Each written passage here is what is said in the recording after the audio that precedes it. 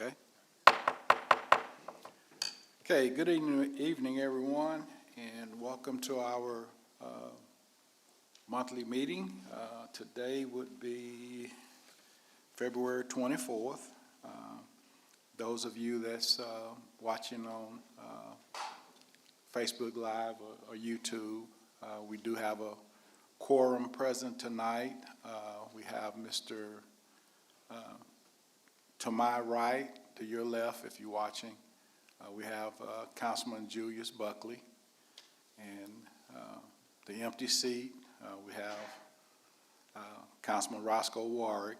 He has some issues going on, and he will not be able to be here tonight. And he wanted to tell everybody hello, everything was okay. And Mr. Brent McWaters had a prior commitment, work commitment that he couldn't get out of.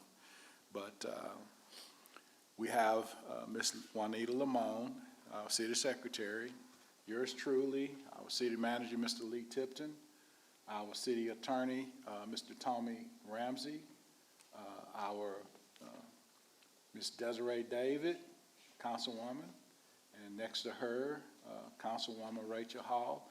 And I want to thank Ms. David for making it tonight. I think she had some sick kids at home, and we needed that quorum, so she took one for the team tonight. And Desiree, I appreciate you, because we had some business that we had to wrap up tonight, but thank you for your presence tonight. And we have our one of our favorite pastors tonight that's going to do our invocation, my old classmate from Cleveland High School. I think he was a class of 76. Pastor Tommy Roberts of the Revelate Church here in Cleveland. Pastor Roberts.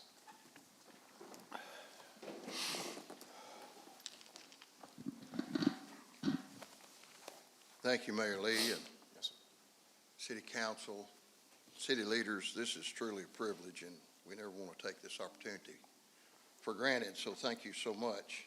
By the way, I'll be out of school 50 years this year. You know that. I'm right behind you. You had to bring that up, didn't you? I think he graduated in 76. That's all right. Thank you so much. Yes, Let's sir. go to the Lord in prayer tonight. Father, we humble ourselves before you tonight as we gather for this city council meeting. We praise and thank you for our salvation in Jesus Christ and your presence in this place. Lord, we thank you for our mayor, our city manager, our city staff, and our council members. Lord, these that give of themselves for the well-being and successful operation of our city. We thank you, Lord, for our first responders that protect and serve the people of Cleveland and the surrounding areas.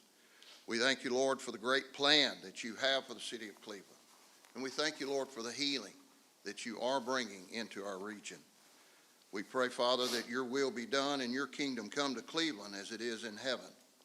Lord, we pray for your mighty power to work through these servants of our community in every decision that they make.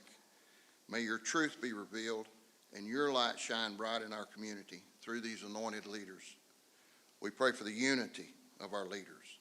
This is what commands a blessing from heaven, and we declare tonight that you are the God of Cleveland. You are the one that blesses this city greatly. Lord, we ask you now for your wisdom, your understanding to be upon this council tonight, to do what is right and good for all citizens of the Cleveland, Texas, in this area according to your perfect will. We call for the peace of God and the multiplied blessings of heaven upon these proceedings tonight and our city leaders, as well as those in attendance in this place. And we thank you, Lord, for your absolute goodness all the time, no matter what, in the mighty name of Jesus Christ. Amen. Amen. Thank you, Mr. Mayor. We're going to ask Ms. Rachel Hall, would you do both pledges for us tonight? Join me for the American flag. I pledge allegiance to the flag of the United States of America and to the republic for which it stands, one nation, under God, indivisible, with liberty and justice for all. And now the Texas flag. Honor the Texas flag. I pledge allegiance to thee, Texas, one state, under God, one and indivisible. Okay.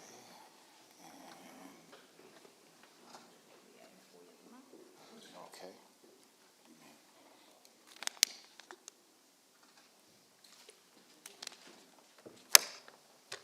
Okay, and when I get ready, you can hand that to me to read us.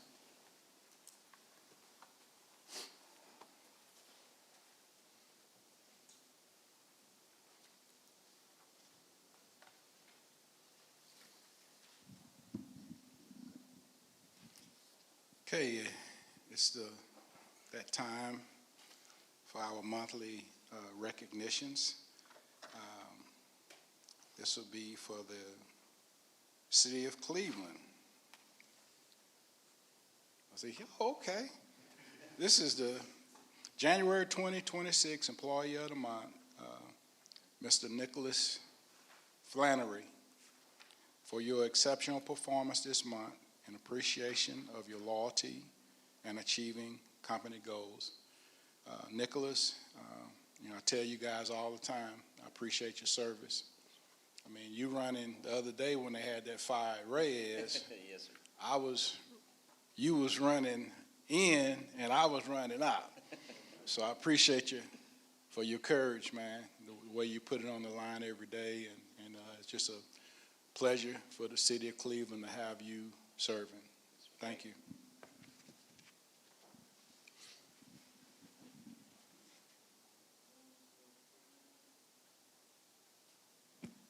Okay. Now, Nicholas, were you the guy on top of the roof? No, sir. Okay. Well, that's a brave man. That's all I got to say. That's a real man now, the one that was on top of that roof. Yes, sir. Okay. Well, thank you. Thank you, Chief Sean. Thank you. I just wanted to say real quick, Lieutenant Flannery's been with us for a number of years. He's one of the original firefighters that we hired back when we had the SAFER grant, and obviously he's been able to promote, and his leadership has been a tremendous help for us. He's in charge of the A shift, and A shift is in charge of our apparatus fleet. They do a lot of the maintenance, and they do a lot of the work in-house as much as they can and are allowed to do, and they save us and the taxpayers a lot of money by doing that work in-house, and I appreciate his leadership and everything he does for the fire department. Thank you. Thank you, Sean. Thank you, Chief Anderson. Is he here also? Okay, Mr. David Everhart. Oh, okay, okay. Wow. Okay.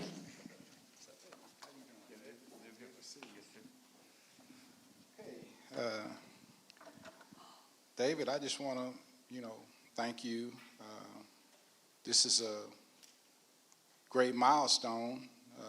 City of Cleveland, this certifies that David Everhart has successfully completed 10 years of employment with the City of Cleveland, and therefore is awarded this certificate of appreciation dated the 24th day of February. Danny Lee, Mayor, Lee Tipton, City Manager, and we just thank you for your service, what you do for us every day. And these days, man, 10 years, that's a long stint. A lot of people don't stay on the job 10 years. These young people today, they'll drag up real quick on you. So, but we just thank you for hanging around 10 and hope you can hang around 10 more. Yes, sir. Hopefully. Okay.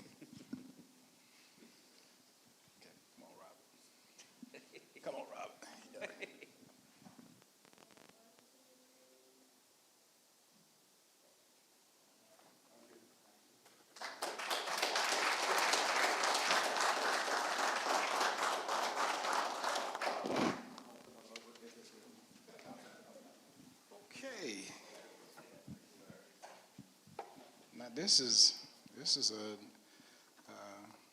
a good one here. I think this got to be your second go around, right? Okay, we have Judge Allen here with us tonight, and Judge Allen, I just want to thank you as you come up.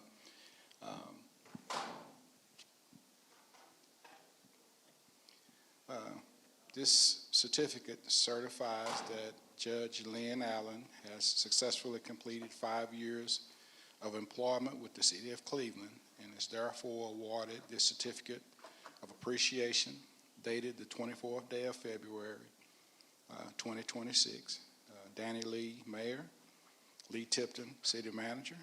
Judge Allen, thank you for all that you do for the city. We have a lot of things going on in the city, but between you and Judge Fuller, I mean, we never hear nothing, about the city court. And Mama used to always say the best news is no news. So I don't want to start hearing no news. Thank you for coming also. But I want to present this to you. You can come on here.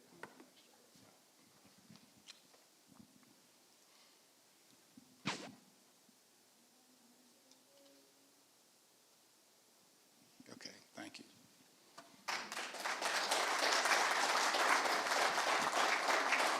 Thank you again, Judge Allen. God bless you. Thank you. Likewise. Oh, okay. This is a good one. I get to do this tonight and also get to do it again tomorrow. Okay, tonight, come on, Miss Gibson. This is yeah, well, yeah. I told Miss Gibson, before the meeting, and we also went to high school together. And I told her that I can remember when she was out there hooping, playing basketball. She got some basketball skills. Matter of fact, you still refereeing. She's a SBOA Tasso basketball official and volleyball official, and she's been doing it for a long time. But tonight we have the privilege of honoring Cynthia Gibson for more than 2 decades of faithful service to our city. Cynthia began her career with the city November 2001, and over the years she has served several capacities with the police department, growing through experience, dedication, and hard work. Through that journey, she has rose to the role of administrative assistant to the police chief, the position she now retires from. That kind of longevity does not happen by chance. It reflects commitment, loyalty. It reflects someone who believed in the work and believed in this community. For over 24 years, Cynthia has given her name, her skills, and her steady presence to this department. She has been dependable, professional, and trusted. She has supported leadership, assisted officers and staff, and helped ensure the day-to-day operations of the department ran smoothly. Much of that, what she has done, may never be seen in public, but it has been vital to the strength and success of our police department. We are truly grateful for her years of service. 24 years represents dedication that goes beyond a job description. It represents a career built of integrity, consistency, and pride in serving others. Cynthia, on behalf of the mayor, city councilman, and police chief, and the entire city, thank you. Thank you for choosing to serve this community for so many years. Thank you for your hard work and your loyalty. As we present this plaque today, please know that it is a symbol of our deep appreciation and respect for the legacy you leave behind, one marked by excellence, loyalty, and unwavering dedication. With deepest appreciation, we extend our heartfelt congratulations and best wishes for continued joy, fulfillment, and abundant blessings. Congratulations on your retirement, Cynthia. You have earned it, and you will be sincerely missed. And I want to repeat that again. You have earned it, and you will be missed. So Chief, you got some big shoes to fill. Somebody got some big shoes to fill. But thank you, Cynthia. You know, Chief, you want to say something? Well, I just like to say she said it a moment ago, bittersweet, but she's worked under 3 police chiefs. Of course, she didn't say I was one of the best, but but I do, not being bold there, but she has been there through thick and thin and put up with me for 14 years, going on 14 years. So every time I ever needed anything or requested, Cynthia was always right there to make sure that it went and ran perfect. And I just can't say enough about her. I'm going to truly miss her. And you ever seen a grown man cry, I'm going to be quiet, Mary. I love you. Yes. Me too, dear. All right. Yes. She's been First, I want to say give an honor to God for the opportunity to work for the city of Cleveland. It is a little bittersweet, but it's time. I will miss all of you guys. Thank you. All right.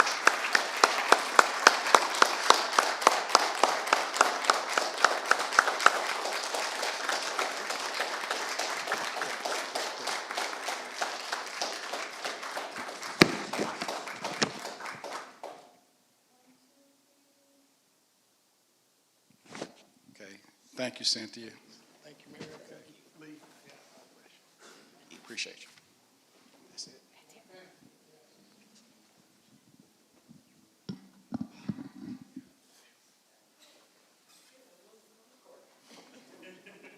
Made me cry.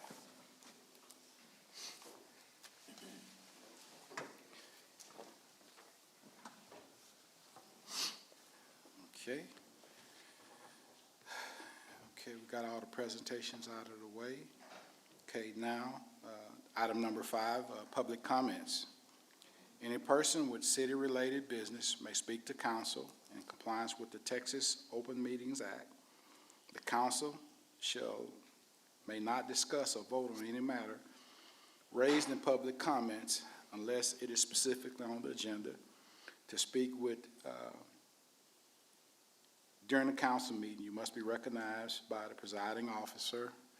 Okay, and we have a 3-minute time limit, and I think Ms. Juanita has some of that high-tech stuff, and so it'll tell you when your 3 minutes is up. But, you know, we always welcome public comments, and, you know, even though we might not be able to respond to your comments, you know, my door is always open. You can call and make an appointment. I'll see you at any time. And Lee Tipton and each department head with the city, you know, we all have that open door policy. So if you have something that you want to discuss, or issue that you want to talk about, doors to the city of each department, from the mayor, and you know, it's open. So our first will be Mr. Nick Cunningham at 150 Cobblestone in Cleveland. Okay, and his topic would be CYBA. Mr. Cunningham. How are y'all doing tonight? Yes, sir. As many of you know, I've been the president over the local Little League for a couple years now. So something that kind of embarked this year is I wanted to find out our history, right? Called back, past presidents, past just regular board members. And nobody could give me an exact date of how old the league was. Well, a couple weeks later, I got a call from Diamond Youth Baseball. We are 50 years this year. Other history that I learned while doing that is we have been now at the City Park down 105 for 10 years. This will be the 10th year and our 50th year of playing baseball in Cleveland. And what I wanted to do tonight, I wanted to invite each and every one of y'all out to our opening day. But maybe get some opening pitchings,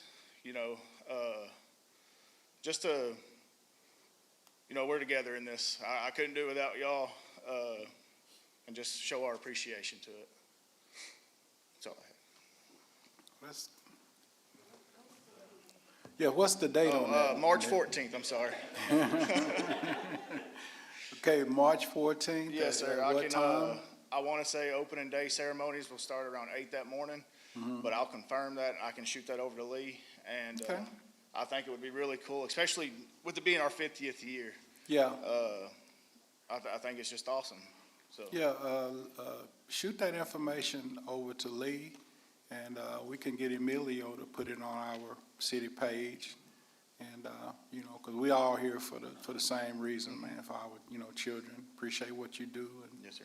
appreciate your public comment tonight. And good to see you, man. All right, be seeing you again soon. Okay. Okay, next, we got a guy I hadn't seen in a long time. We worked together for about 30 years. I hope he didn't come up here to beat me up. We got Mr. David Kovach from 507 Wells Avenue in Cleveland, Texas. And his topic is ditch and road surface on Wells Avenue.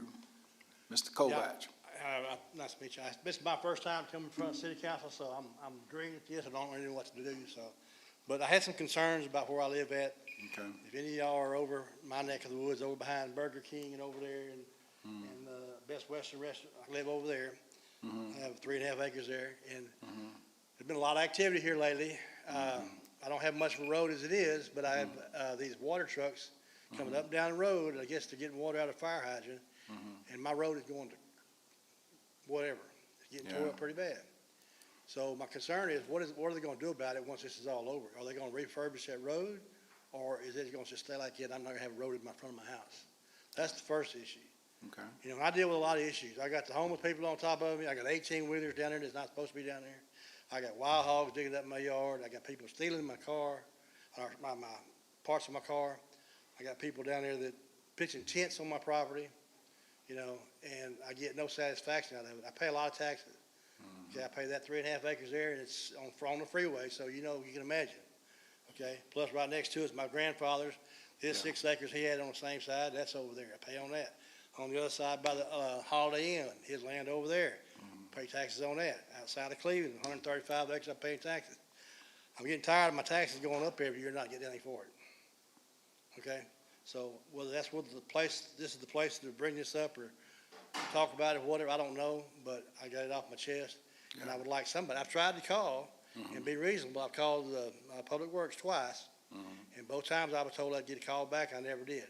Okay. One day I saw guys working down there. They told me they would talk to their supervisor and have him call me. I haven't heard anything from anybody. Okay. So I want some kind of resolution. Okay. David, I tell you what, man.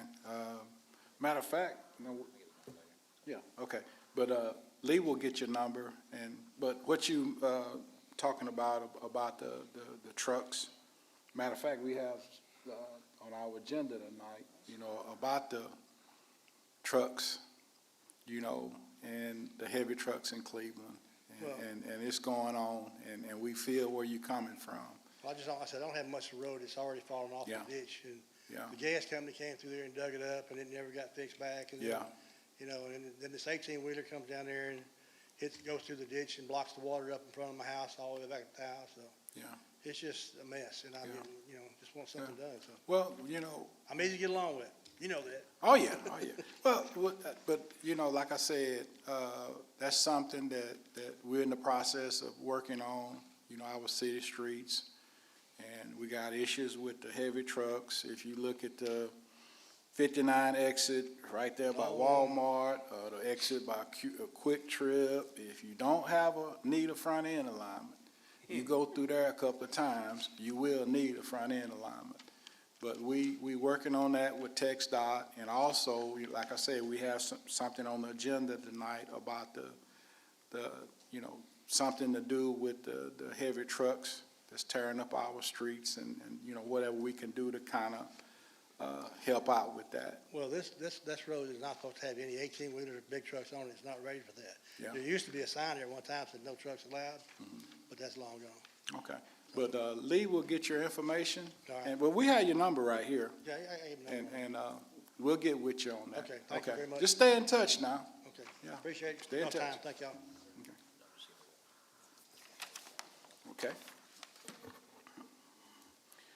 Okay, that's all the public comments for tonight. Okay, we're going to move on to item number 6, reports from members of council regarding attendance of boards, commissions, social functions, conventions, workshop, ceremonial events, press conferences, candidate forums, and similar events which no formal action was taken in discussion of public business incidental to the event.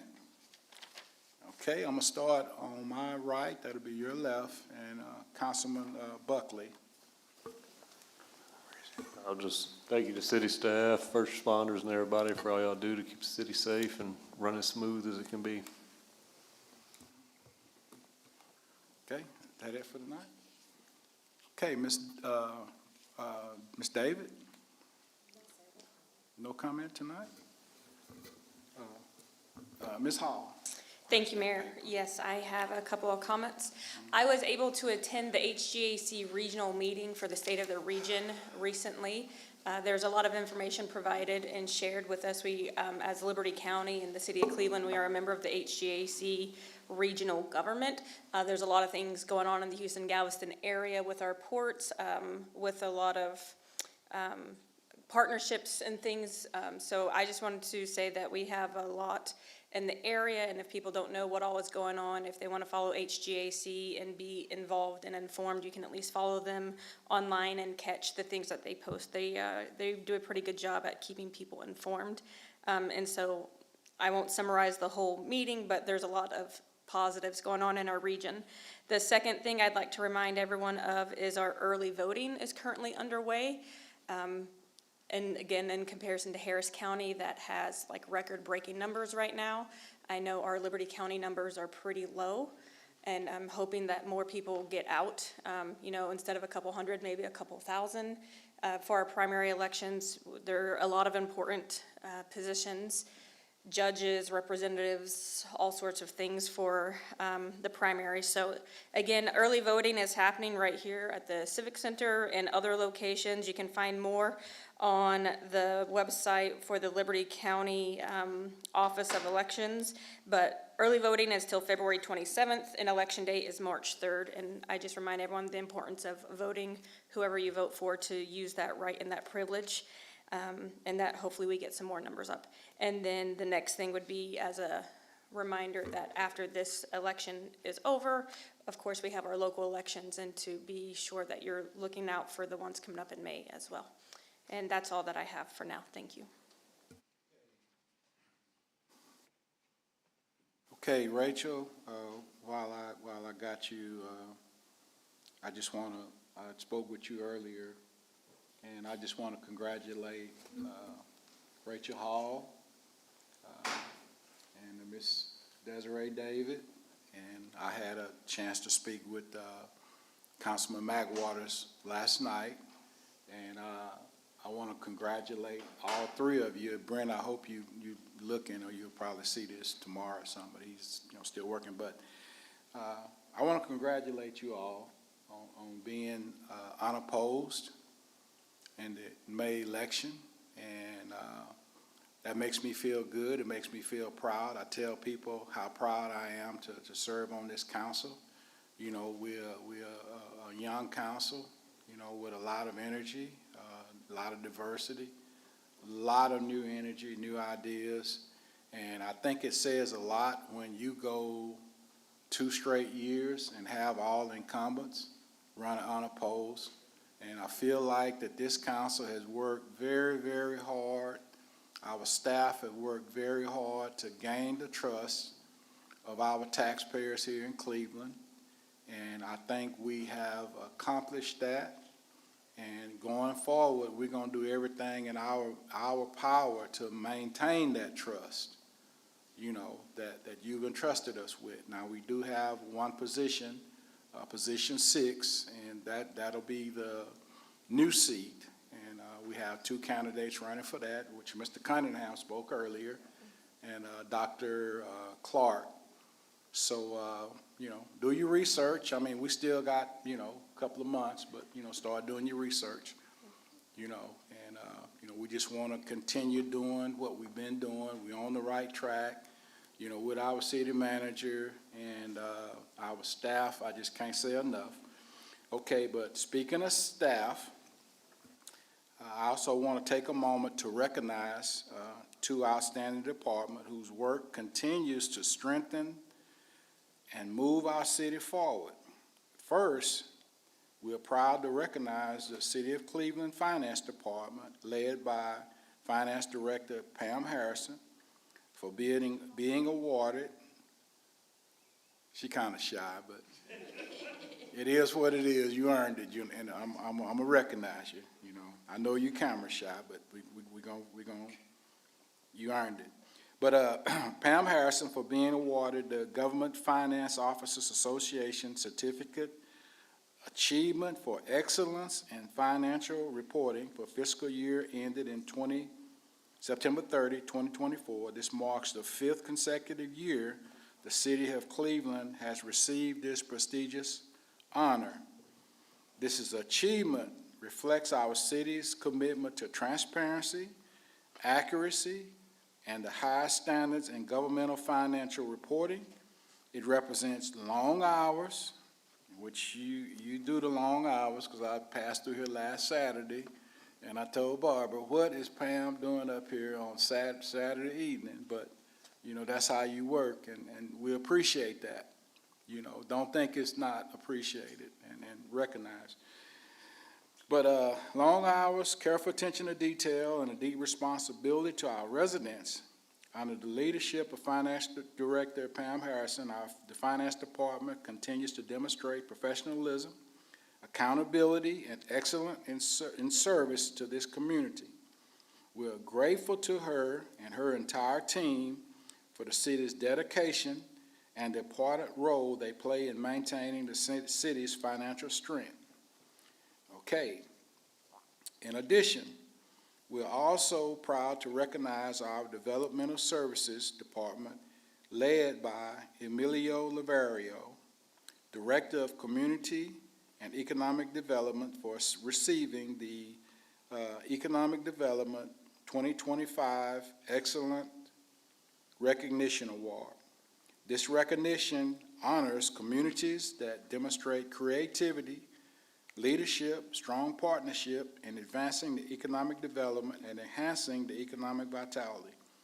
It reflects the vision, hard work, and collaboration that the city to create opportunity and growth in our city. Please join me in congratulating both departments for these outstanding achievements and for the meaningful impact they have on our community every day.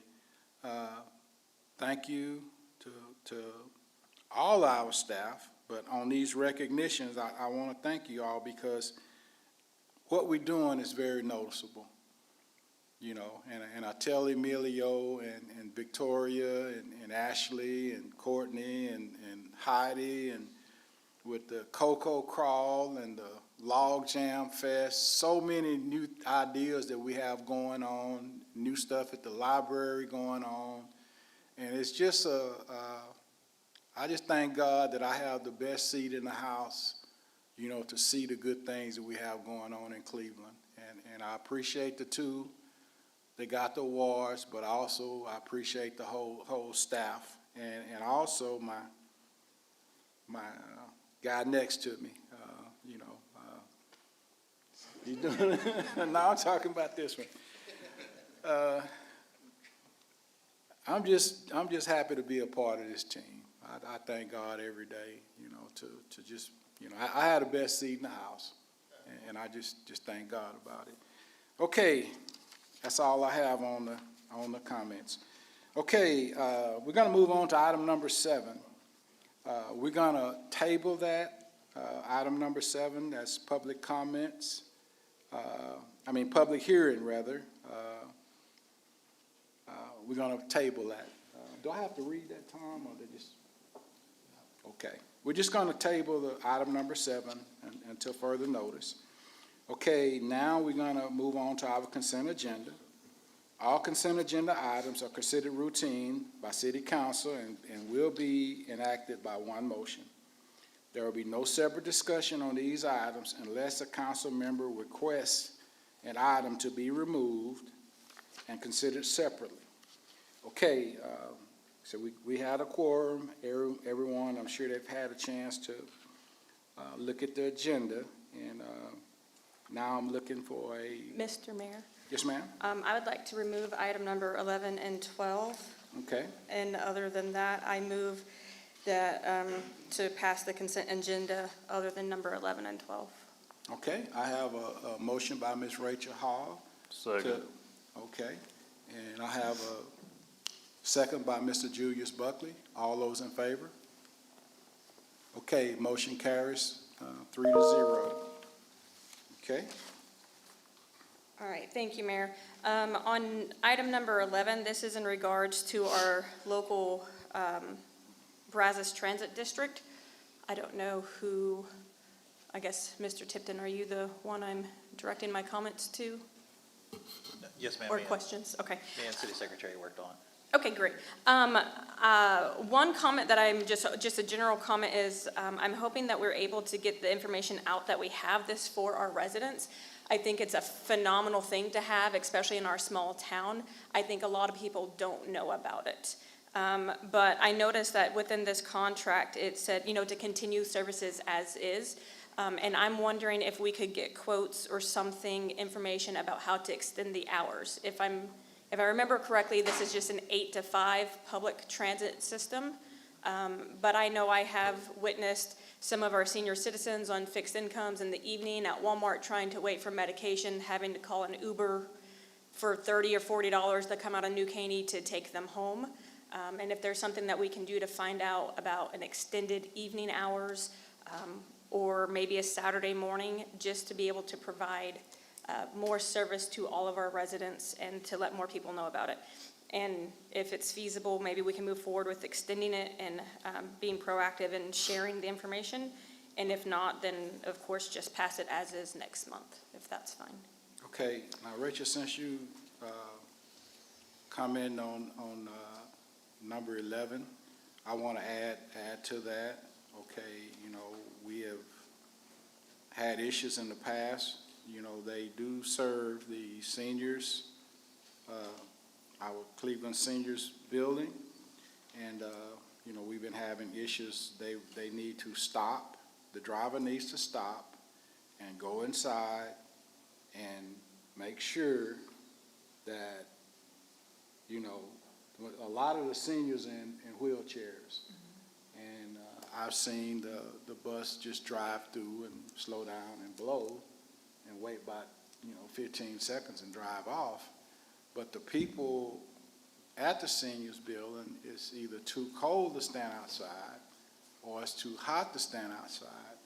So I just want to get that, in which league is gonna take care of that, to inform them that we want the driver to stop, get out, go inside, and ask the seniors if anyone needs a ride. You need to, come on and, like that, because I've gotten a lot of issues, complaints on that. And to the seniors that's watching, before I sign this, we're gonna make sure that they're doing what they're supposed to do on that.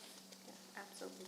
Thank you, Mayor, absolutely. And again, I think it's a valuable service, but let's Yes, make ma'am. sure that we're using it effectively and with proper hours. Okay. I have one more thing with the transportation too. I've noticed the stops, but at the stops there, you don't know that it's the actual stop route. So maybe if we could add signage or something to make it more noticeable too. Yeah. Or maybe seating or something, Yeah. maybe.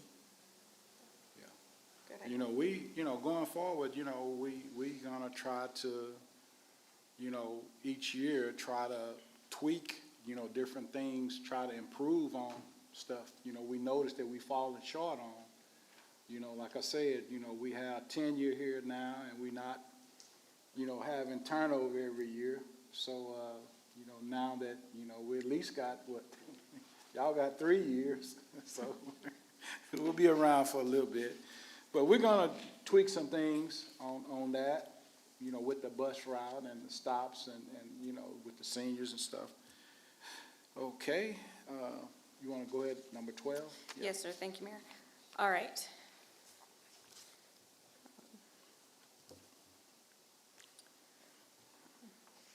right, thank you. Yeah, I have a couple of questions here. I mean, we did receive this information in this plat, however, it's pretty small, small text, small picture, just one page. I did read the review here, that this is about approximately a 10-acre subdivision in the ETJ within the San Jacinto County portion of the city of Cleveland, and there was a comment made on this report. It found that the plat meets the minimum requirements of the Code of Ordinances. So I'd like to know more about this neighborhood, the development, if it's single-family homes, what the codes are. Are they brick homes? Are they manufactured homes? Like before we pass an entire subdivision, what school district will they be zoned to? How many homes will be on 10 acres? Just, some more information other than the picture, or what information do we have other than the picture provided? Yeah. Can you go to the next slide, Courtney? Yes, Mayor and Council, Emilio Lovato, Director of Community and Economic Development. So this is the proposed subdivision. If you could go to the next slide, please. You have a general location map. So this is located on the very edge of the city's ETJ that is within San Jacinto County. And so it's pretty far out from city limits, right on the northern boundary of the ETJ. So this is a subdivision that consists of 5 lots, 2 blocks, 2 reserves. It's very small. This would have been improved administratively had it not been for that extra lot. We do a lot of minor plats in the city, whether it be 2 lots, 3 lots, 4 lots. Staff can approve up to 4 lots through an administrative minor plat. So the reason it's coming to council is because of that additional lot.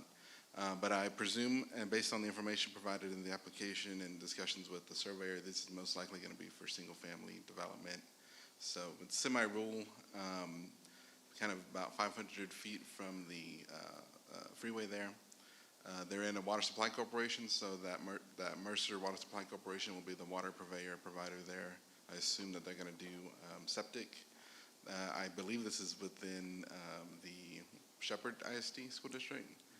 And so that's kind of the answers to those questions I have for you there. This is outside of the city's city limits, so no zoning, can't regulate materials, we don't require permitting. Really, subdivision is the only ordinance that applies. And so state law is pretty clear. If they meet the minimum requirements, the city has to approve it. And so that's why we place it on the consent agenda. There's not a lot of discretion that the council has in approving that plan. Okay, so whenever it says it meets the minimum requirements of the Code of Ordinances, there are no minimum requirements? There's minimum requirements in terms of like what's required for a subdivision application, plat application, and then what should be shown on the plat, and that what's shown on the plat, if you can go back a slide, meets our minimum requirements. So we don't know the number of homes or the types of homes or the square footage, and it's ETJ, so it's not the city, so. Yeah, we couldn't regulate it by zoning like density, like apartments, multifamily, duplexes. All we can really look at is, what information they provide on there. They show lots, a number of lots. That's, those lots meet our minimum standards. We don't really, the ordinance specifies like lot width, depth, setbacks. That's all pertaining to zoning, so really that doesn't apply to an ETJ subdivision. Okay, and I guess just out of my own, again, questioning or need to be informed, so if they were in the city limits, would there be something more that they'd have to meet a requirement of, like a minimum 1,000 square footage, but they're not in the city limits, they're in our ETJ? Correct.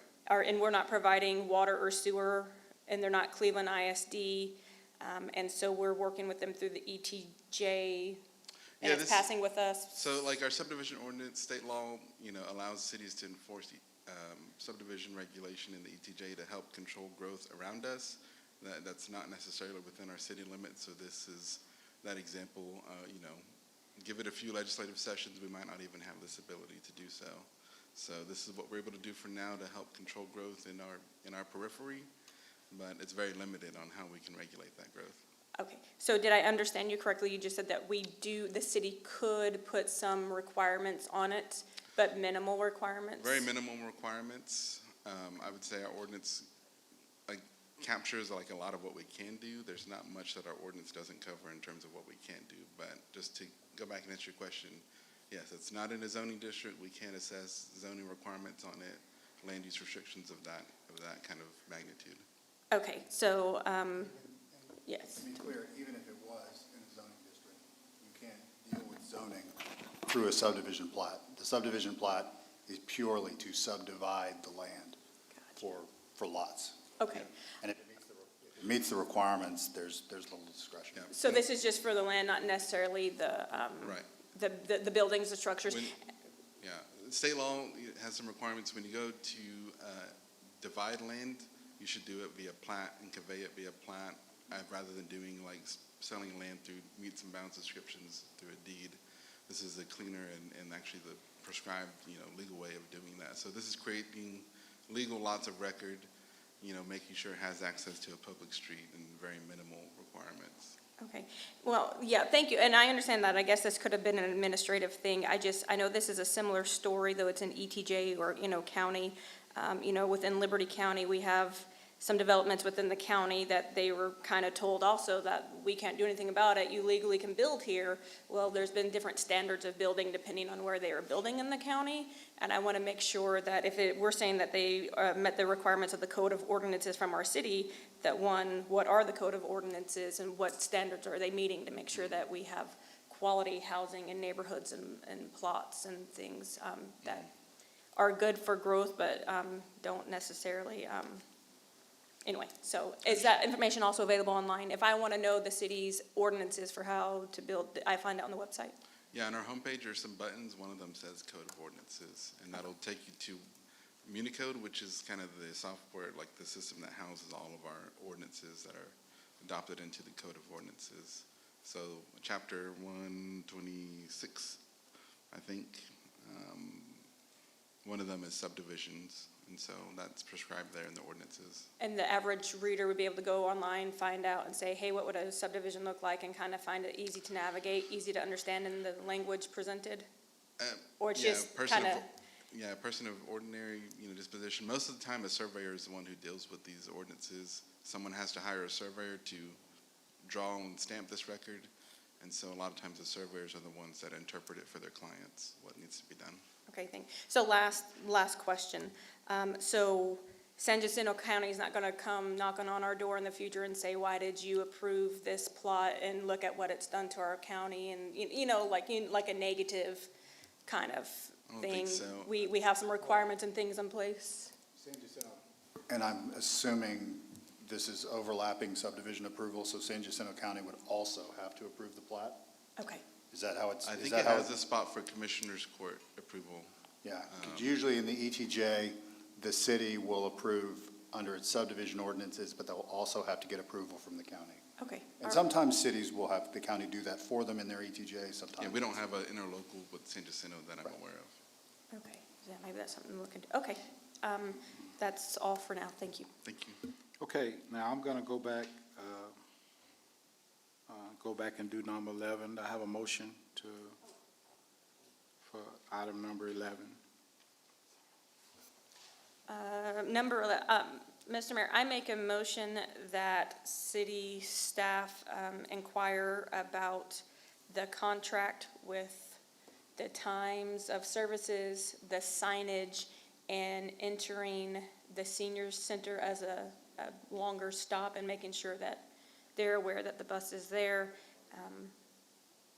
in order, before we move forward with the contract, Okay. or however else I'm supposed to say that.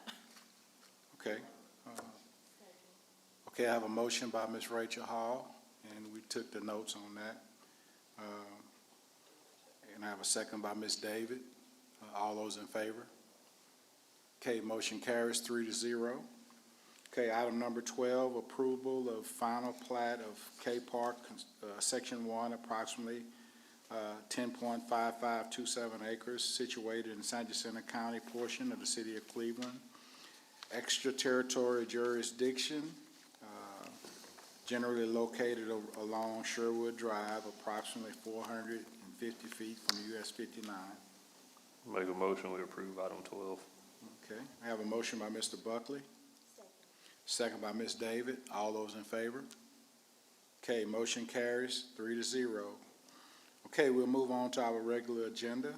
Item number 15, we're gonna table that item until further notice.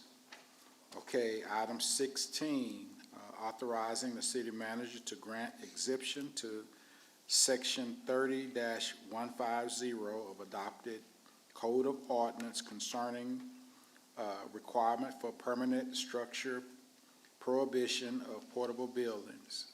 Emilio. Good afternoon, Mayor and Council. Thank you. So this item is concerning, Courtney, if you can go to the next slide, some property in the city. They're located along 787. I think it was formerly like a site of a tin mine, that kind of activities. The site is clear. It kind of has the perfect conditions for what the applicant or the requester is kind of looking to do on the property. So the requester, being a pipeline company, is looking to, they've leased the property to stage some portable buildings, temporary buildings, and then some equipment while they do some pipeline work within the city. Right now, our ordinance section 30-150 requires that commercial activity be conducted in a permanent structure. So staff, in trying to just enforce the ordinances as adopted, we're a little limited on what we can do right now in terms of permitting. And so this exemption is being requested so that we can go ahead and move forward with some of the required permitting and just be in compliance with the ordinance. So the applicant's here as well to answer any questions you may have. There was a little dispute, a misunderstanding about addressing, and we thought this was outside of the city. So initially, based on what LCAT showed as their address, so the buildings are already there, and they're actually used and operated on generator power. So in order to get them some proper permanent or temporary power, some T-poles through permitting, we need to address this item right now. Okay. Yeah, you want to come up? Okay, what's your name, sir? Tyler Barlow. Tyler Barlow. Tyler Barlow. I'm with NL Construction, right there Yeah, off 787. I think I spoke with you. Was it your dad? Norman Land, my Yeah, father-in-law. no, Yes, sir. okay, your father-in-law. Okay, Yes, yeah, I had spoke with him a couple of times. Tell him I said hello. I will, absolutely. But yeah, We're gonna try to go ahead. basically, just want to say good evening to all of y'all and state who I am. My name's Tyler Barlow. I'm the Chief Operations Officer for NL Construction and also reside within the city of Cleveland. I'm here regarding the temporary service buildings located at 20477 FM 787 Cleveland, Texas, 77327, which are being used by Troy Construction for the duration of the Trident Pipeline project. I'm here to address the matter of meter permits and any additional permits that may be required by the city. Before placing these temporary offices, I made it a believed to be in good faith effort to determine jurisdiction. I contacted the city and was told the property was outside the city limits. Based on that information, I then contacted Liberty County. The county advised that no permits were required for placing temporary buildings, and that is which led to the offices being placed. It was later on when began working with Energy to obtain permits for the temporary primary power line and electrical service that we were informed the property was actually within the city limits. At that point, I understood that city permits may have been required prior to placement. If any city ordinances were unintentionally infringed upon as a result of the jurisdiction confusion, I sincerely apologize. That was absolutely no intent to bypass city procedures or oversight. The placement of the buildings was based solely on the information that we were given at the time. However, regardless of how the confusion occurred, I take responsibility for ensuring that we correct anything necessary moving forward. After speaking with Mr. Emilio Lavaria, he advised me to appear before y'all today, and I appreciate the opportunity to address this openly and respectfully. For clarifications, all infrastructure associated with these offices is temporary in nature. The septic systems are temporary above-ground units, fresh water is supplied by an on-site well, and the electrical service being requested is temporary for the duration of the project. Upon completion of Trident Pipeline project, the temporary power supply and all related infrastructure will be removed from the property stated above, which will return to the same condition it was prior to Troy Construction's occupancy. The temporary improvements will remain that will affect long-term land use or tax approval. Our goal is not only to complete this project, but to do so in a way that respects the city's ordinances and authority. NL Construction is fully prepared to obtain any and all permits required by the city, whether for temporary structures, utility inspections, or all other applicable requirements. We want to do this correctly. I also respectfully note that the Trident Pipeline project brings economic activity into our community. Temporary outside workers will utilize local hotels, restaurants, grocery stores, fuel stations, and other Cleveland businesses. Additionally, the project provides opportunities for local workforce participation and we have made it a priority to hire locally whenever possible. As both a business operator and a resident of the city, I value the cooperative relationship with our local government. We are not here to challenge the city, we're here to work with it. If corrections need to be made, we are willing to make them. If permits are required, we are willing to obtain them. Thank you for your time and consideration and the opportunity to address this matter. Okay. Thank you, sir. Thank you. Mr. Mayor, I'm sorry, I didn't catch your name. Tyler Barlow. Okay, thank you. I just want to thank you for being here, first for your good faith effort, and second, for apologizing after a good faith effort and saying that you would do anything that you needed to in order to correct it. That's a true leadership, right? And so just thank you for the words that you said. I'm just going to go ahead and say that I make a motion to authorize the city manager to grant an exemption to section 3150 of the adopted code of ordinances concerning the requirement for the permanent structure of prohibition of portable buildings for your business to continue as it's set up. Thank you, I appreciate that. Okay. Second. Okay, I have a motion by Ms. Hall. I have a second by Mr. Buckley. All those in favor?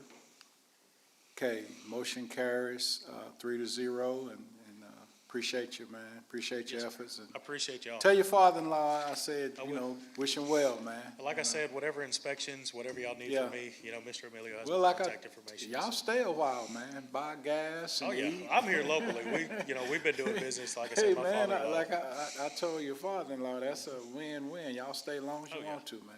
Absolutely. They're hoping it to be a 4-year project, so it'll Oh, be good great. for the Well, community. hey, stay longer. That's what I'm saying. Thank y'all, I Okay, appreciate it. have a good one, man. Okay. All right, we had that out of the way. Okay, now item 17, Barbara Jordan Lofts LP presentation and resolution of support of the Barbara Jordan Lofts LP. Okay, Emilio? Yes, thank you, Mr. Mayor and Council.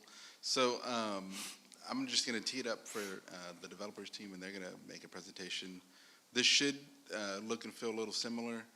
The same developer and applicant or person seeking this resolution came before us a few months ago at a previous meeting to request resolution of support for a property just north of this site. So they want to do a similar project in nature. They just want to do it on the property to the south. The site became available to them, and so they want to do that. So if they're successful with this, they obtain the support, state proceeds with their application, they're not going to proceed with the what was called the Easter Street Lofts project. They're going to instead opt to do the Barbara Jordan Lofts project. So, but I'll turn it over to the developers team for a presentation that they have.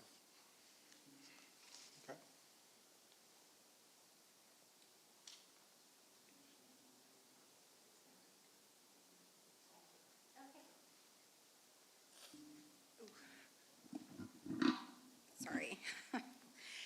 Good evening. My name is Laura Myrick, and I am here representing the developer. As Mr. Lavario mentioned, we were here last month, and we asked for a resolution of support for Easy Street Apartments. And at that time, that is the site that we had secured for Easy Street Apartments. After the submission to the Texas Department of Housing and Community Affairs, there was the opportunity to take in a second site. And the reason we wanted to do that is there was wetlands on the first site. There is no wetlands on the second site. And although you can engineer around the wetlands, we'd rather not do that. So if we are able to, we, of course, would rather take the site that has no wetlands on it. So that's primarily the reason we wanted to move sites. It did not allow us, we did not have the opportunity to obtain the site at the time the pre-application was submitted to TDHCA. It was after that date that we were able to secure the second site, which is why we are here again today before you. The application, both of them will go in, Barbara Jordan and Easy Street Lofts. However, only one award will be made. So there won't be two developments, it'll be one. And we prefer the site that does not have the wetlands. The development will be 49 units. It will serve the general population. It will be 2-bedroom units, and it will be, of course, new construction. And most of the presentation that you saw last month with the other representative pretty much will stay the same, with the exception of the site change, of course. We're going to go from 4.59 to 5.0. Thank you very much. Thank you. To, is it just the arrows? Perfect. So the site is still relatively the same. Well, I wanted to go to the next one to kind of show. Can we go back one? Well, okay, let's keep going. There it is. There's the why we chose the alternate site. We would just rather not deal with the wetlands, as you can see that. We are surrounded by floodplain and some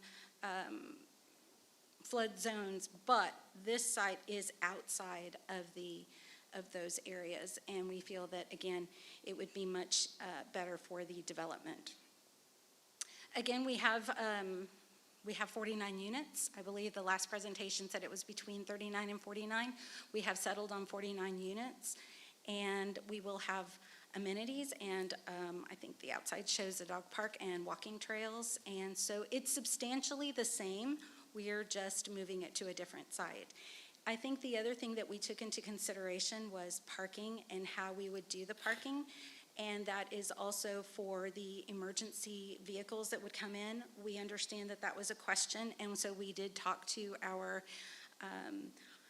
third-party providers, our engineers and our architects, to kind of work with us on that so that there is that ease and there is no issue with any type of emergency vehicles that need to go in, whether they're ambulances or fire trucks or anything of that nature. So we did take that into consideration. We did take that to heart, and we certainly appreciated the feedback. I think the other thing that I would like to mention, I also reached out to Representative Holt's office, and I had a really good conversation with her.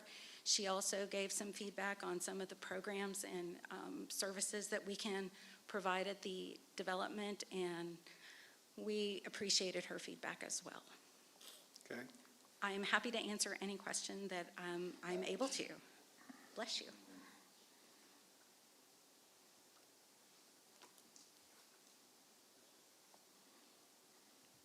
What kind of apartments are these? Are these like low income or no? These are what we call housing tax credits. So they're not Section 8 and they don't come from HUD. This is a tax program. This is a housing program, believe it or not, that comes through the Internal Revenue Service. So it is the IRS that we will deal with. And what this allows us to do is charge lesser rents because we are selling the credits at an equity price, and then that equity comes back into the development. And so it allows us to save on operating costs and save for residents and their rents. The other thing that the developer is going to do, of course, is they're going to pay utilities with the exception of electric. So the resident will only pay electric, the developer will pay the rest, water, sewer, and trash. I do have one question. Of course. I know there's some neighboring apartment complexes in that area, maybe not right off of that same street address, but in that general In that area. general area? Mhm. Whom I've spoken with before, and they've had some issues already with, some development has caused flooding in their parking lot. So what happens is something gets built, and then all of a sudden, the neighbors are having their cars flooded. So has there been any communication with neighboring apartment complexes about this plan, informing them that this was coming to council, that this was something that y'all were looking to build in that general area as more multifamily homes? Have y'all reached out and talked to any of our other complexes to see some of the things that they're facing, the challenges and successes they're facing in that area? We have not reached out to the other developers or developments and their owners. I think what we've tried to do is look at the topography and see what it is that we can do to decrease not just the flooding on our development, but how we ensure that it doesn't run someplace else or impact someone else. I think that if during those planning and designing, and as we're looking at that, I think that that's probably when we would reach over and talk to them and say, hey, this is what we're doing. We are trying not to have any flooding, of course, in our development, but we also want to make sure that something isn't happening at your development. So this is what we're doing, and we'd like to just keep that open line of communication going. Okay, thank you. Of course.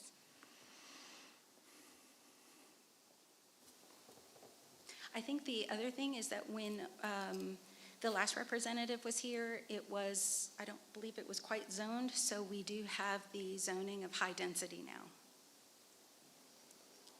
Right? Yes. Yeah, just to clarify, the property was rezoned in previous years, I believe 2022 or 2023. We found those records, those meeting minutes, and so that had already been done prior. So they do have the right proper zoning for multifamily.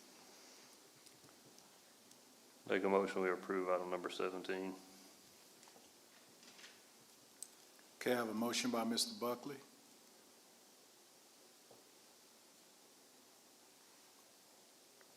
Let me make a comment. I guess they can go with the original plan they wanted to do and build it in the wetlands and build it up because they already have our approval to do that. So either way, they're going to do something. Okay, I have a motion by Mr. Buckley, and the motion fails. Okay. And your comment again? To do it for the original plan that we gave them to. So if they want to build and build up in the wetlands to possibly, it could cause more flooding, then they can do that. But if we approve this one, they have a detention pond they're showing right by the wetlands that'll help offset the flooding mitigation. They both have detentions. Yeah, well, I would Right. assume they both would with new development now. Sorry.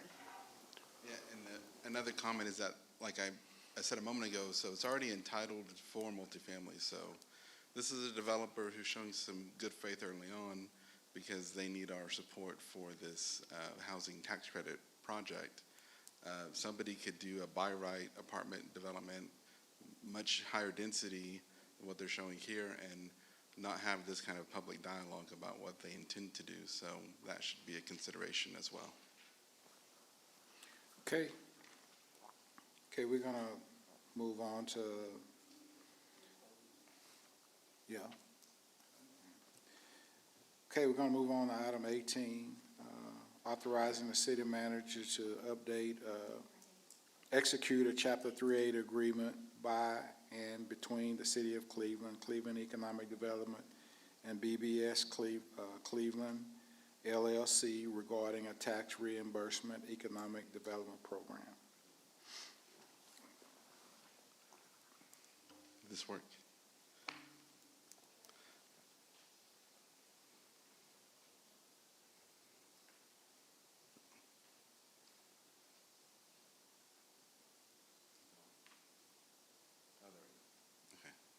Thank you, Mayor and Council.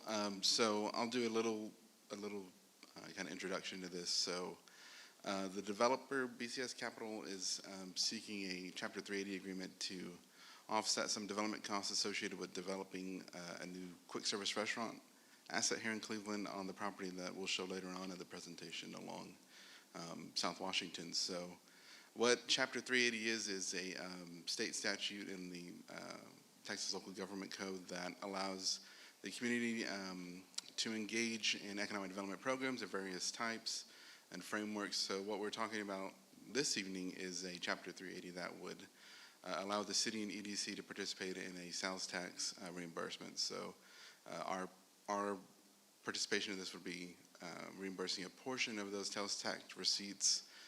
What we've negotiated is up to 65% of those receipts over a period of 10 years max and no longer than 10 years, or whenever the developer receives up to $275,000 max. So whichever of those occurs first in the 10-year framework.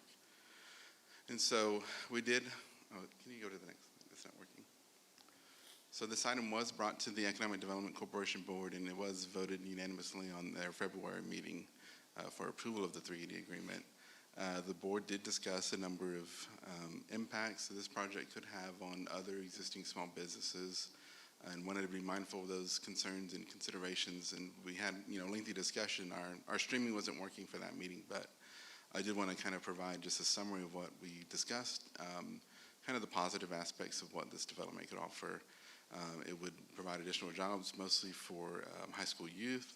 It would offer kind of amenities and operational amenities and things to kind of augment what our current, quick service restaurants maybe can't accommodate in terms of having odd hours and catering to different segments of the population, right? Not everyone wants to buy coffee between those set hours. Some people start their day earlier. Some people want some coffee later in the evening.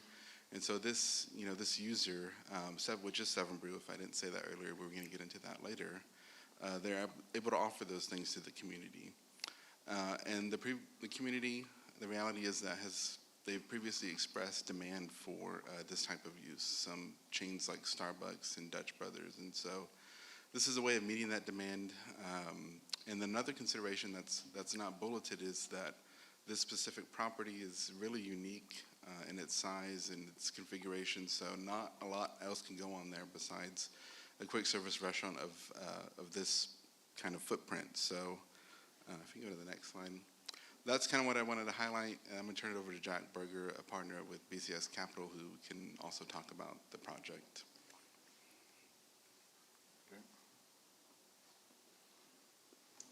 Thanks, Amelia.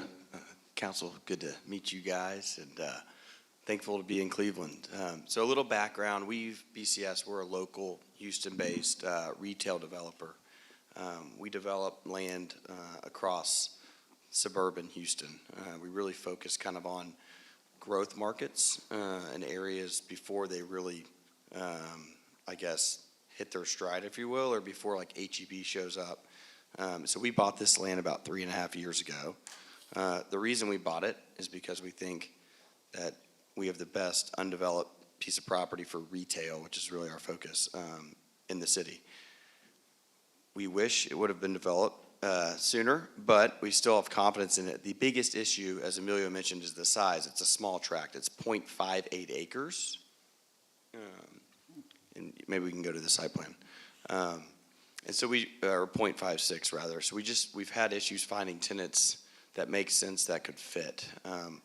With that said, we've got a really exciting opportunity here in Seven Brew Coffee. I'm not sure how many are you familiar with Seven Brew, but they're one of the fastest growing QSRs, which stands for quick service restaurants in the country.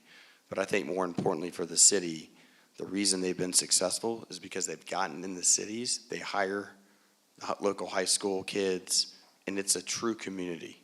If you drive through one, there's music playing, and there's great energy, and they get in the community, they get with the high schools, they get with the churches, and that is kind of their blueprint for success.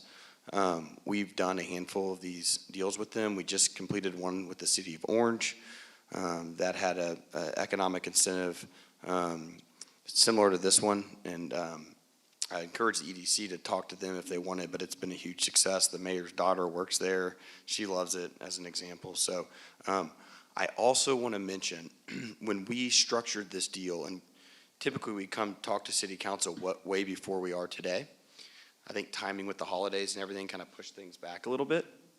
But we've been working with Emilio and team on this structure, and the lease was based on that. So I don't want you to feel like we're coming in at the end trying to try to get some money here. This is an Emilio can testify, something we brought up at the beginning, and we worked the deal with the tenant. They have a permit. They plan to start construction March 3rd.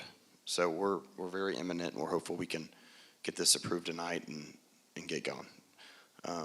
With that said, I know there's going to be questions and would love to answer them.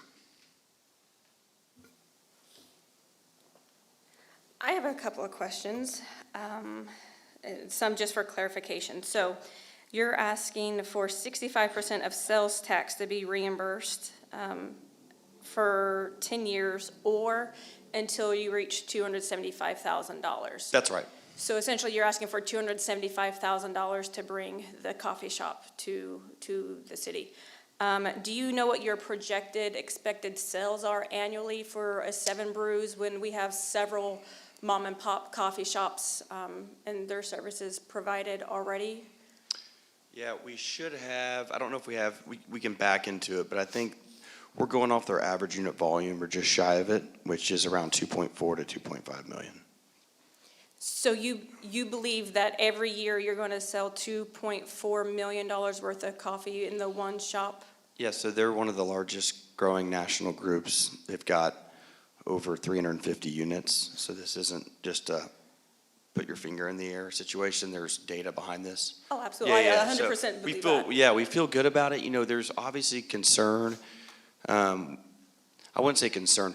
They go into a lot of these markets. So there's a lot of comparable markets that they've done really well that are, I don't want to say Cleveland small, but, you know, markets that are smaller. And the reality is they can get market share quicker because of their niche concept of getting in the community. When you go into larger areas, it's harder to really get in, right? Because there's so many sub-communities within it. You know, if you went in the middle of Houston, those areas don't have 1 or 2 schools, they have 100, and so things get bifurcated. But feel decently confident with our projections. The reality is we're the ones with the risk on the table because we're investing all these upfront dollars. Every dollar that we're investing, and what we're asking for is just a portion of the accretive. These are just the sales tax dollars, not the ad valorem tax. So if we did an automotive use or some other non-sales tax generating concept, you know, there'd be nothing. So we're just asking for a portion of the dollars that that our investment's producing back to us for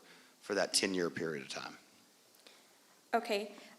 So how much in annual property taxes would you be paying as a business? Because am I correct? First, this isn't the strip center by the Wingstop, correct? This is the vacant land right next to the Pizza Hut. You Okay. probably miss it because it's a little sliver and there's a billboard on it. Okay. Okay, so in that area, but not what I was thinking with that. Okay, so the whole thing will be built. So whenever it is built at a commercial rate, with the value of the data, I'm sure that you have, approximately how much of?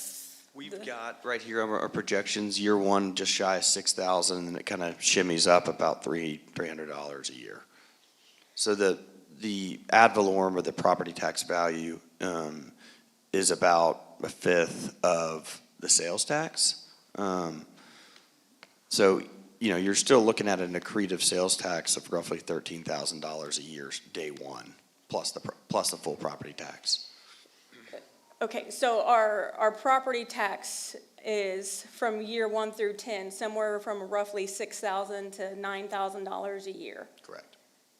And then sales tax, of course, is based on sales, which you're projecting to be over $2 million. And you want 65% back of over $2 million to pay $6,000 to $9,000 a year in property tax. Is that correct or not? Well, correct? I mean, I guess that's one way to look at it, but right now, well, the project doesn't happen without this. No. The numbers don't make sense. So right now you're getting 0 sales tax and we'll continue to get 0 sales tax. Right, with that specific property and the small property. Okay, so you've got sales tax and you want 65% back of the sales tax, but this is the potential of the property tax. So the city would collect the property tax. And we're not asking for any of that. And a lot of times we do try to get a portion of that, but because of the large portion of the sales tax, we wanted to say, hey, look, because it is, I do think if I just looked at it like you, I'd be asking the same question and it's totally fair. So I don't want you to feel like I'm arguing. It's just, this is the deal. We tried it, 6 months ago we were here. So. Right, so, and I'm just trying to understand. So Sure. you're not asking for property tax incentive. I understand that. So we would get anywhere from about $6,000 to $9,000 paid. Sales tax just depends on your sales, and you only want the reimbursement of the sales tax at 65% up to $275,000. If you hit that in 1 year or in 10 years, once you hit your $275,000. So in a simple way, I like to summarize things. You want $275,000 to build, and you would get 35% left over of whatever is the sales tax, plus the property tax you're not asking an incentive for, okay? How many of our local mom and pop shops do we provide a 65% sales tax reimbursement to? I'll say none of them have done a ground-up construction they all occupy lease space within existing development. And so, again, a lot of those properties don't have a unique situation in terms of their footprint. Like this property has a weird footprint, so this is really the only thing that can be done on that property. And I just want to reiterate, this is all performance-based, so if they don't perform, they don't generate any sales tax, they get nothing. And right now, the city gets nothing from that property. No sales tax, hardly any property tax. So we're just trying to look to introduce something, entice this interested developer to come do this project here so that we can have some tangible economic benefit. Okay, do we know the total combined sales tax of, what do we have, 4 or 5 coffee shops around town? We're really not supposed to dig into that kind of data. We get the data of sales tax dollars in aggregate. We're not really supposed to disperse that specific data to anybody. Okay, and you're saying that you want approval tonight for this incentive that would be for a corporation versus the mom and pop to get started in about 10 days on March 3rd? So a lot of operators, like the franchisee, is technically a small business owner. They may own a different franchisee in another market, but yeah, they're local. They're small business owners too. They might not grew up in Cleveland and lived in Cleveland, but they're still small business owners as well. Okay, and then my last question, I know you'll have a lot of data. I know companies put in a lot of time and research into your data collection. That I 100% believe. So when you moved into markets like Orange, did it affect other local coffee shops? Did they have businesses close within 12 to 24 months after a chain came in, specific to local mom and pop coffee shops? They've only been open for 3 months. I don't think any coffee shop has closed. Starbucks is across the street. They go across from Starbucks in a lot of markets. Again, we're talking hundreds of locations, right? And I'm sure depends on the market, affects it, differently.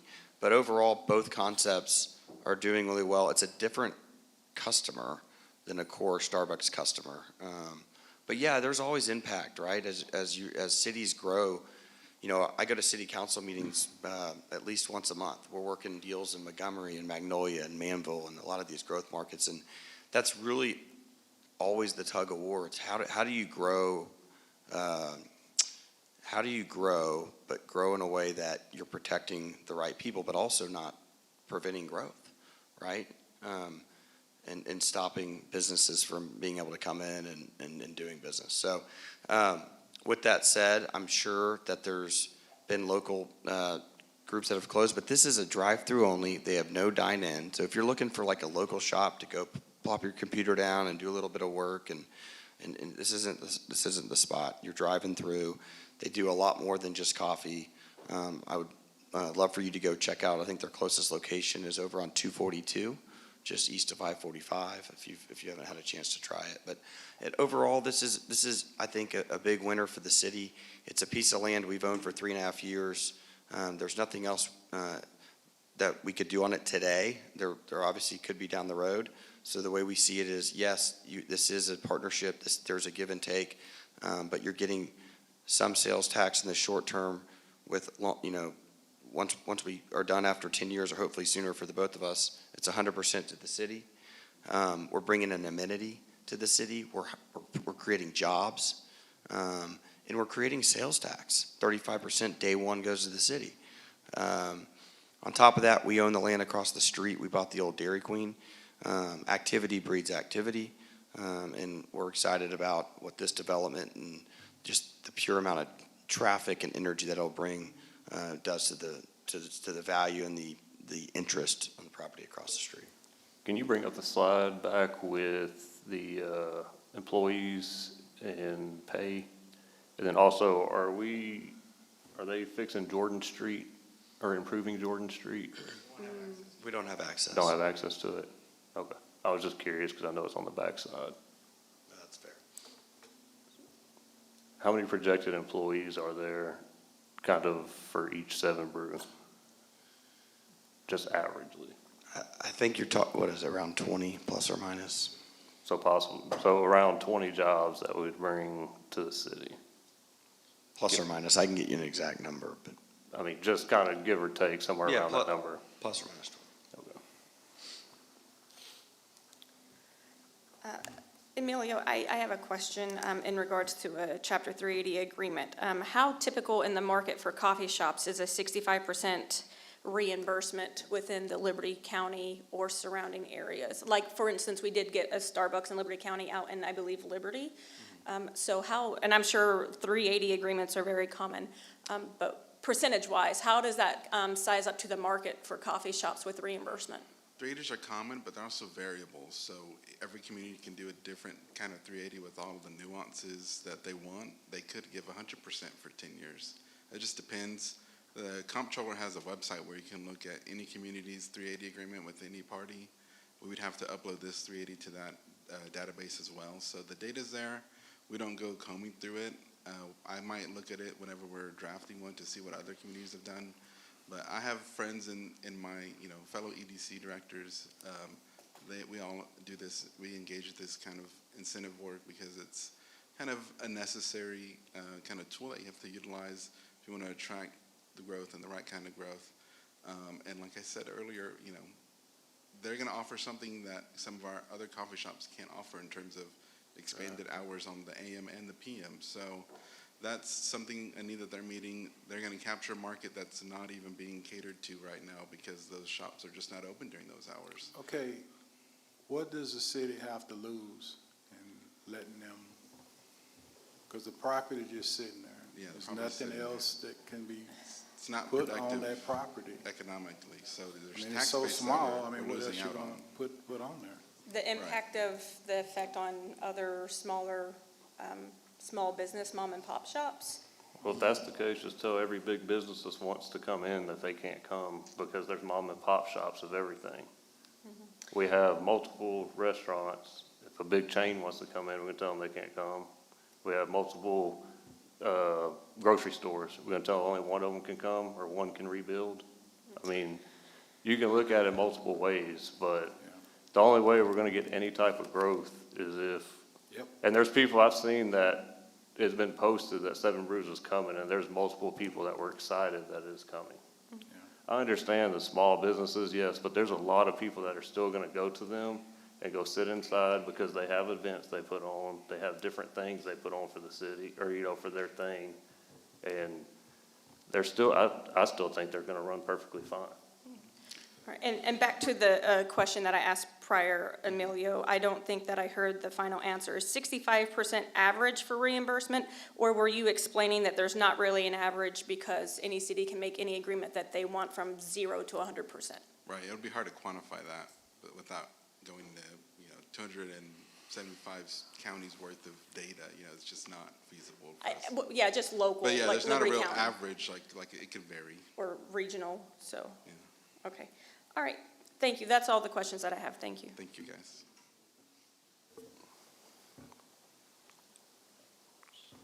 Okay, do I have a motion? Make a motion, we approve item 18. Okay, do I have a second? I'll second. Okay, I have a motion and a second. I have a motion by Mr. Buckley, a second by Ms. Hall. All those in favor? Is that 3? Okay, motion carries 3-0. Thank you, Emilio, and thank you, young man. I didn't get your name. I'm Jack. Thank you, Jack. Appreciate you. Yes, sir. Okay. Okay, item 19, Chief Broussard, our annual racial profiling report. Good evening, Council, Mayor, citizens. My portion this afternoon, as the title, is the Annual 2025 Racial Profiling Report. The state of Texas requires and mandates that we report all traffic stops, pedestrian stops that are taking place by our officers at our department. And when they conduct the stops, they must log the data. Was the person known, not known previous to the stop? They were not stopped for any particular reason, such as their race or ethnicity. We have had no sustained complaints of such. We have a policy in place that is similar and the footprint of what the state requires. And again, our officers are doing well. When we pulled the data, we must report this every March the 1st of the following year to the governing body, as well as the state of Texas TCOLE. And these reports have been submitted to TCOLE. They have reviewed and analyzed them.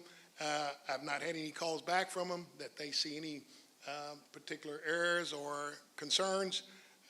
I have reviewed them. I have also pushed it up through the chain in the city as well. I've not had any response from my boss, the city manager, about any concerns. But I just like for the city to know that normally a lot of times in some small communities you will have complaints or some form of negativism about traffic stops and the reaction with people, and we've not had any sustained complaints of such. And I'm proud to say that with the data shown that each of you should have, as I must report to the governing body, that things seem to be going well. Officers are sticking to policy and are reporting the data and statistics of their each traffic stop. Hey, sounds good. Chief, thank you for the update, and I just want to thank you and your department for what you do. I've been pulled over twice, and phenomenal customer service. Thank you. Thank you, Councilman Hall. We appreciate that. Okay. So she's at least in the report twice then. And I appreciate the warning. Okay, thank you, Chief. Yes, sir. Thank you, Councilman Mayor. Okay. Okay, item 20, this is what I spoke about this earlier, Coalition Against Bigger Trucks presentation, resolution and support and opposing letter. Good evening, Mayor, Council. It was brought to my attention about this organization, CABT, which is the Coalition Against Big Trucks. As a Public Works Director, any increase in weight or length of the trailer trucks will increase the damage to our city infrastructure, and we are already experiencing local impact, including trucks taking up the right-of-way, routing from neighbors due to navigation issues, and consistency complying with local city ordinance. Staff is requesting or recommending council to make a decision on how to proceed in moving forward. And the information has been in the packets, and they're available for y'all to read, and we'll make a decision on that.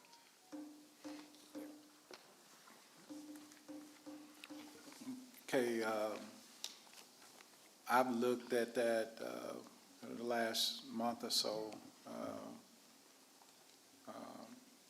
The issue that we have with the big trucks, and if you notice in the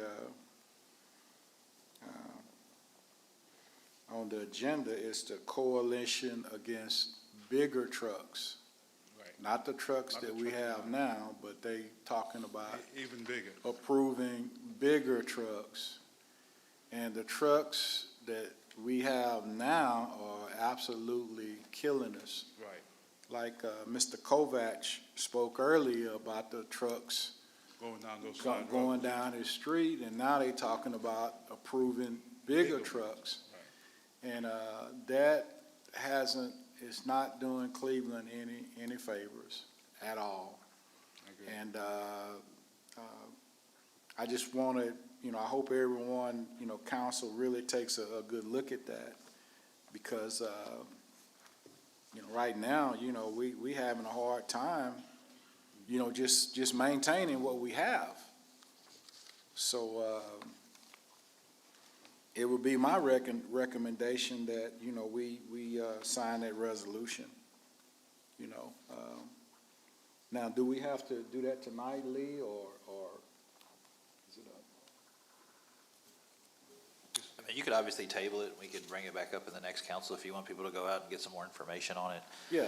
Some of the other cities, potentially what they have done is they go and write letter to their Congress, in opposition.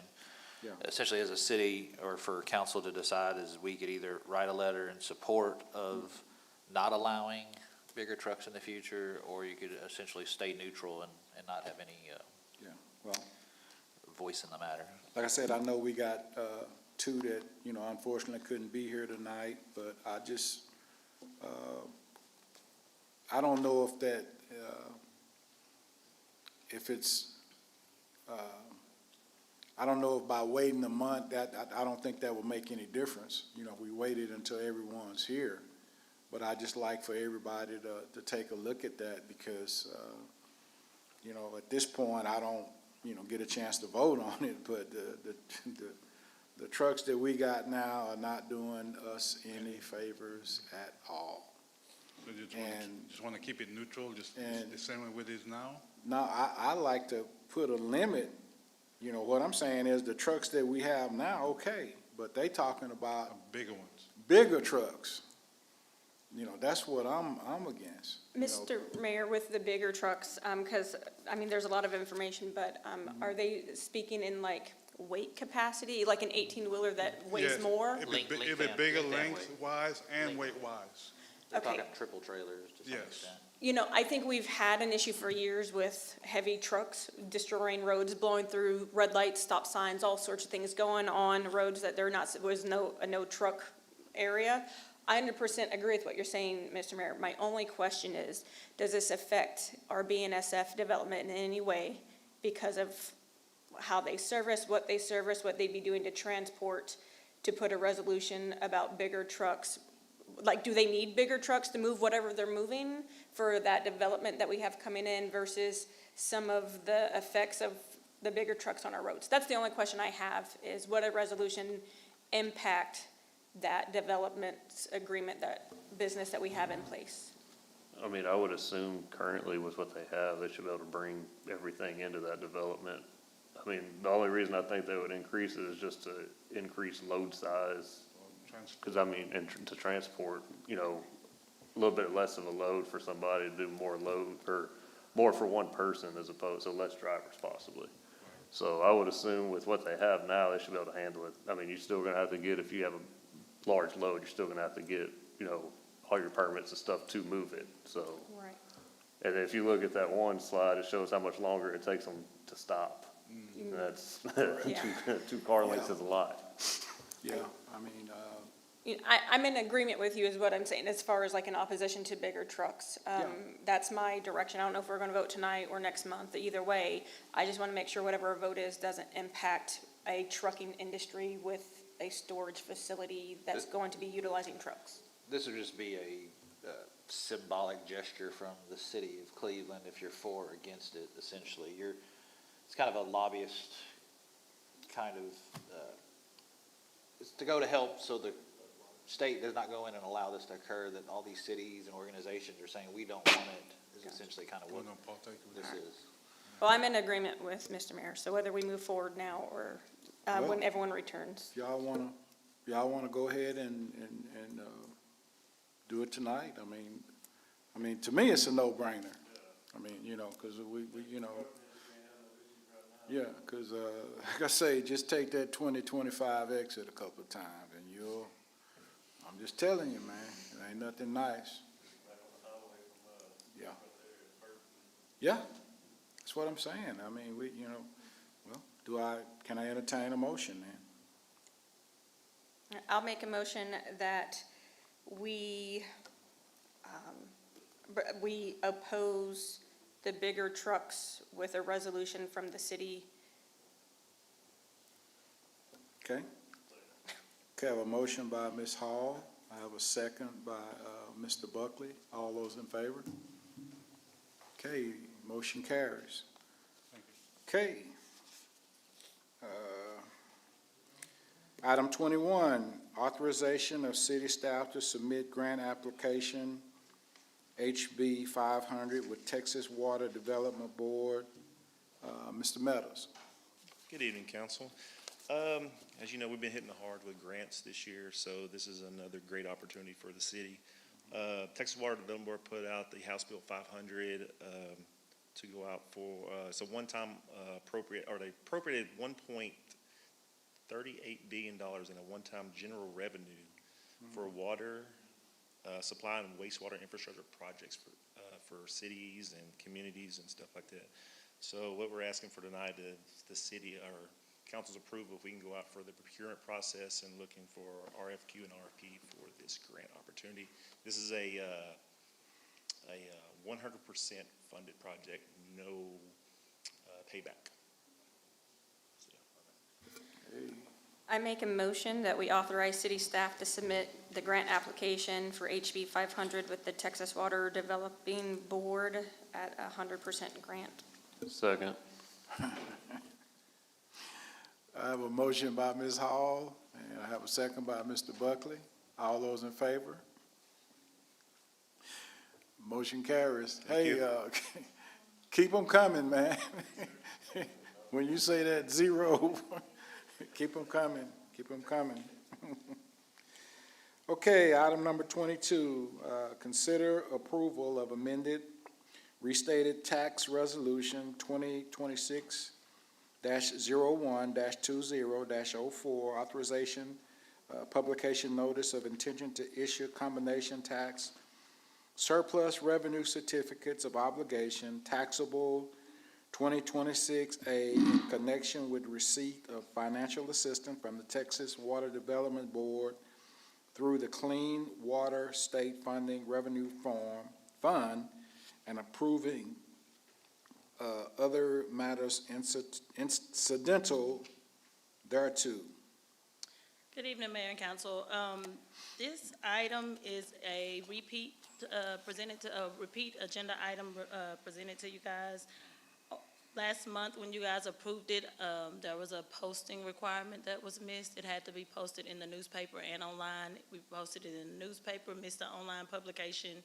We did not meet the deadline. I do apologize for the extra work, but it is just basically reapproving what was already approved last month. And this is in reference to the $10 million grant from Texas Water Development Board that requires a bond issuance of $3.1 million.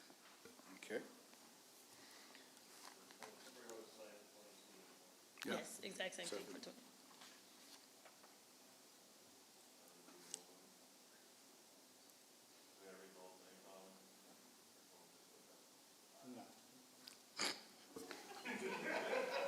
Make a motion to approve item number 22. Second. Okay, I have a motion by Mr. Buckley. I have a second by Ms. Hall. All those in favor? Okay, motion carries 3-0. Thank you, Ms. Harrison. Oh, we've got another one here. Okay, 23. Okay, consider approval of amended restated resolution number 2026-01-20-05, authorizing publication of notice of intention to issue a combination tax and surplus revenue certificates of obligation, Series 2026B, in connection with the receipt of financial assistance from the Texas Water Development Board through the Clean Water Revolving Fund and approving other matters incidental thereto. Make a motion to approve item number 23. Second. Okay, I have a motion by Mr. Buckley. I have a second by Ms. Hall. All those in favor? Okay, motion carries 3-0. Item 24, approval of Westwood Project Order Number 1 for project number R00517555-02 under the Professional Services Master Agreement executed in October 2024. Okay, so in October of '24, council approved the professional service master agreement with Westwood. They are the engineering company that actually introduced us to the Texas Water Development Board grants. This is in reference to the first portion of the grant that we have already executed the bonds for. Well, we'll close on them actually tomorrow. And the professional services master agreement had a exhibit that was to come once we had the funding approved through TxDOT. The funds were allocated. I reviewed them. They are allocated according to the schedule that was approved by Texas Water Development Board. We have Christopher Chaw here. If you guys have any more questions, he's with Westwood. He can answer any questions you may have.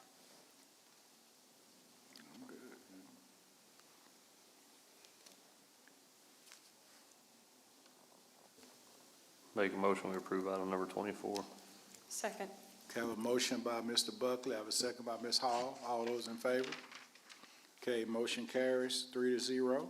Okay, we will now convene to executive session. The city council reserves the right to adjourn into executive session at any time during the meeting to discuss any item on the agenda authorized by Chapter 551 of the Texas Government Code, the Texas Open Meeting Act. The city council will meet in executive session as authorized, the Texas Open Meeting Act, for the following purposes. Item 25, personnel matters, associate municipal judge position. Item 26, section 551074, personnel matters. Okay. Okay, time will be 7:47.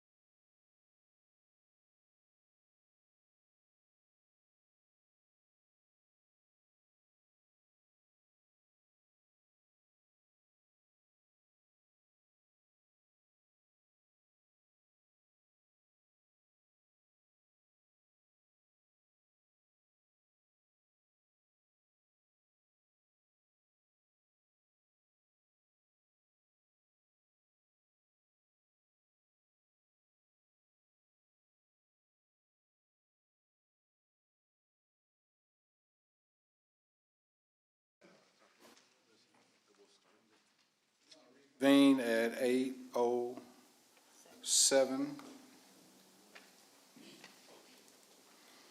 Okay. Mr. B?